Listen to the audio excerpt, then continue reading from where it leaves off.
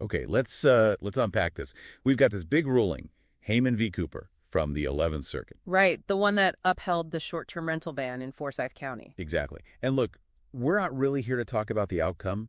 We're doing a deep dive into the legal foundation. Because it's surprisingly shaky. It really is.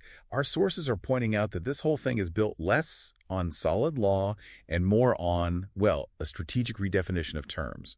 We're looking at how they did it. And that's where you find, I think, two really distinct and fundamental legal errors. It's all about how the court handled or maybe avoided the really critical questions.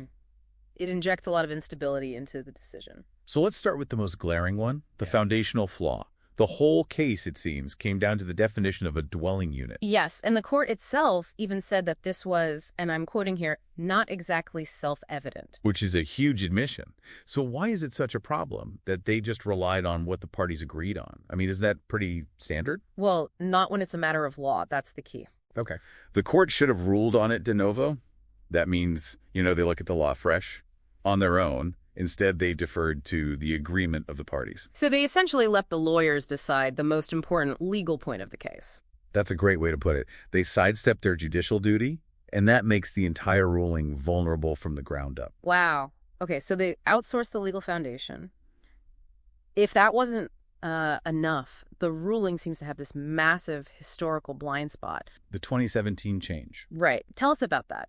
Before that year, lodging services had a very specific definition. It did. It required structural features like an inside lobby, things you'd find in a hotel, not a private home, so most homes were naturally excluded.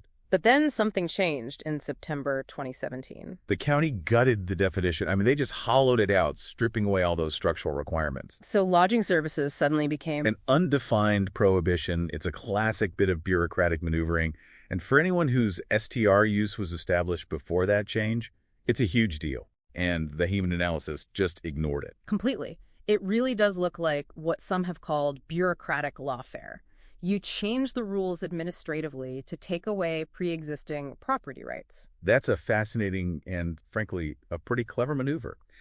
Let's shift to the court's actual method of interpretation, because this is also a bit strange, isn't it? It is very strange. They had two standard tools, two traditional ways to read the ordinance text, the last antecedent rule and the series qualifier canon. And they just threw them out. Both of them. Instead, they created their own hybrid approach. A custom rule for the case. Essentially, yes. They said they were prioritizing the anti-surplusage principle, the idea that no word in a law should be meaningless, and they used that to justify rejecting both of the standard rules. The critique, then, is that this is sort of an a la carte approach to law, right? You just pick the interpretive tool that gets you the result you want. That's the strong critique, yes. It feels less like applying the law and more like reaching a predetermined policy goal, which in this case was restricting STRs.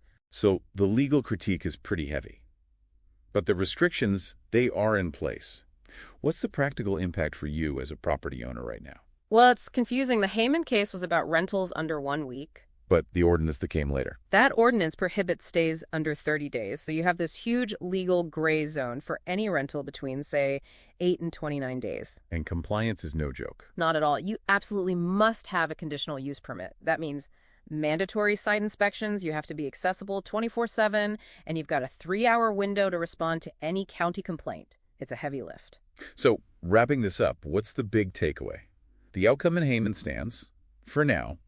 But the legal structure is incredibly shaky. It is. It's built on that stipulated agreement and a brand new judicial interpretation. It really feels like the court just validated a political goal. More than it clarified the law. Exactly. The two major errors were that reliance on party agreement and just completely neglecting that 2017 definition change. Right. And, the constitutional parts of the ruling might have been legally sound. But when a local government uses this kind of bureaucratic lawfare, strategically redefining terms to limit property rights, it leaves you with a really important question to think about. How can you, as a property owner, possibly assess your legal risk if the very definitions that control your rights are constantly moving targets? That's something for you to mull over.